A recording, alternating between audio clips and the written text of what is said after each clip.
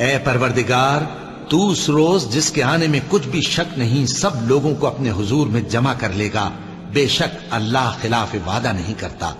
جو لوگ کافر ہوئے اس دن نہ تو ان کا مال ہی اللہ کے عذاب سے ان کو بچا سکے گا اور نہ ان کی اولاد ہی کچھ کام آئے گی، اور یہ لوگ آتش جہنم کا ایندھن ہوں گے۔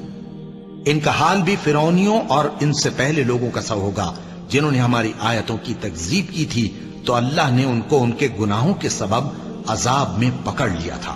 اور اللہ سخت عذاب کرنے والا ہے۔ اے پیغمبر، کافروں سے کہہ دو کہ تم دنیا میں بھی عنقریب مغلوب ہو جاؤ گے اور آخرت میں جہنم کی طرف اکٹھا کیے جاؤ گے، اور وہ بری جگہ ہے۔ تمہارے لیے دو گروہوں میں جو جنگ بدر کے دن آپس میں بھڑ گئے قدرت الہی کی عظیم الشان نشانی تھی۔